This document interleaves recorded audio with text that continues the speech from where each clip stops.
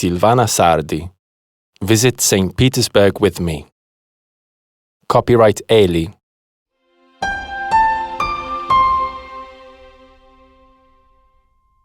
Wah! Wah! It's almost 7 a.m. No, that's not my alarm clock.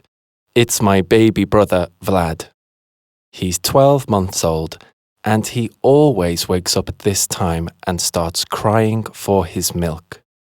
My other brother, Maxim, he's 8 years old, is still sleeping in the bed next to mine.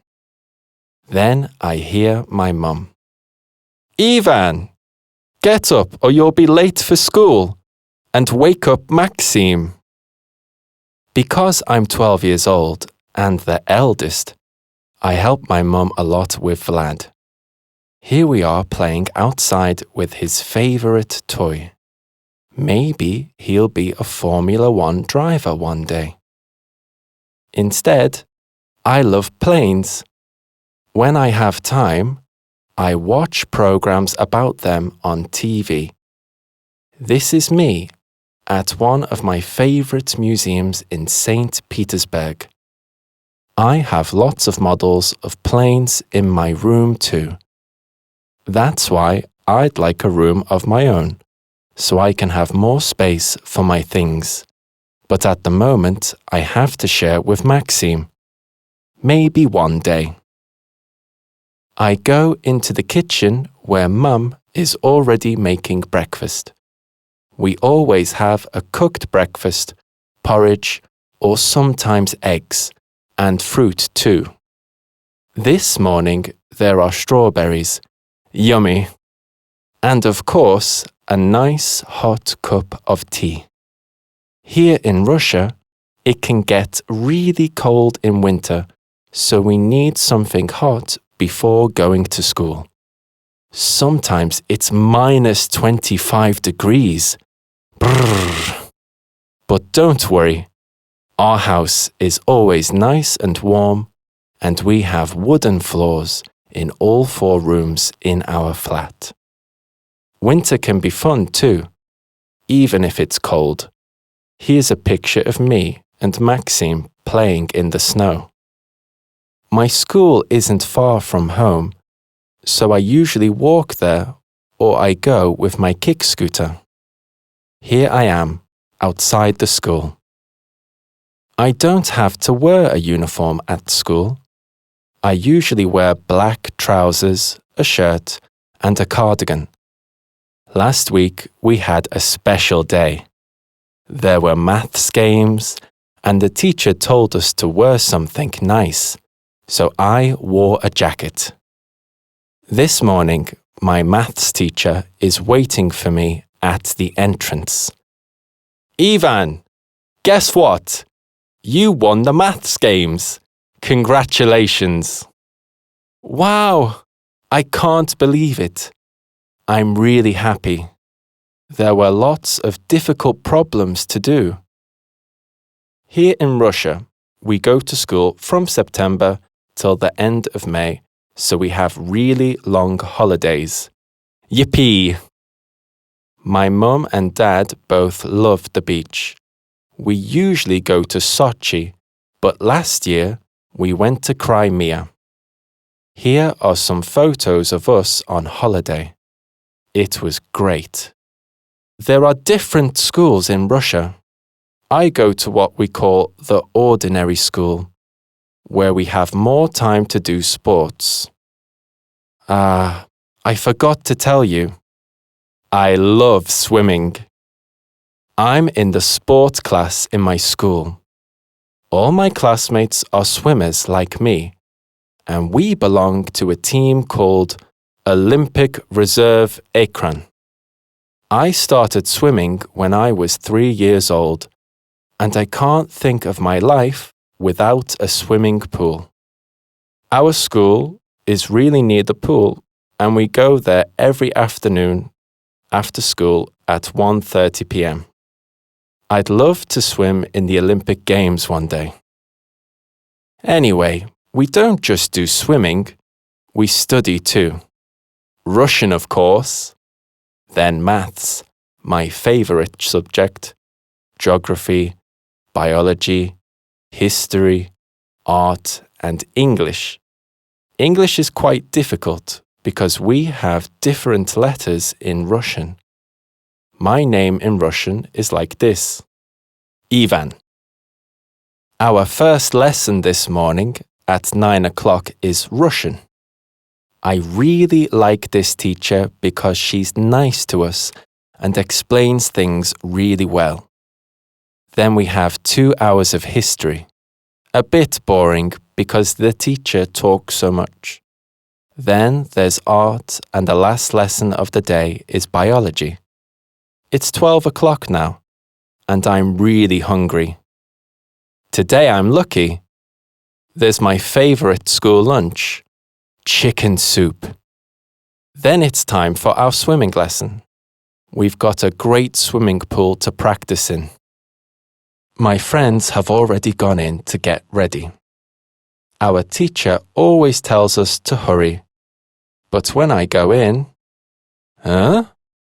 all my classmates are still dressed.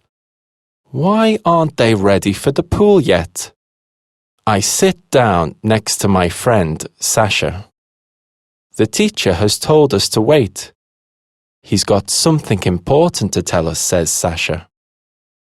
Then the teacher comes in and says, "Today, we aren't going to do our usual swimming lesson. This weekend, a swimming team from England is coming to visit us, and we need to think of things to do with them. We can take them around our city," says Sasha. We all agree that it's a good idea. I like my city. The teacher asks us what places we can visit. Well, first of all, why don't we take them up to the roof of St. Isaac's Cathedral, I say. They can see the whole city from there. I go there every year. It's the biggest church in St. Petersburg, and it has a golden dome. The view is fantastic, but you have to climb 300 steps to get to the top. Phew! That's a good start, Ivan, says my teacher. Then where? We all sit and think. There are lots of places to see in St. Petersburg, like St. Michael's Castle in the historic center of the city. In the past, this was the home of the king and his family. Then there's the State Hermitage Museum. It's the second largest art museum in the world. There's so much to see. Over 3 million things in 6 different buildings. We all agree that one weekend isn't enough. Well, they can at least hold the big toes of the Atlantis statues at the entrance of the new Hermitage, says Andrei, another classmate. Eh? We all laugh.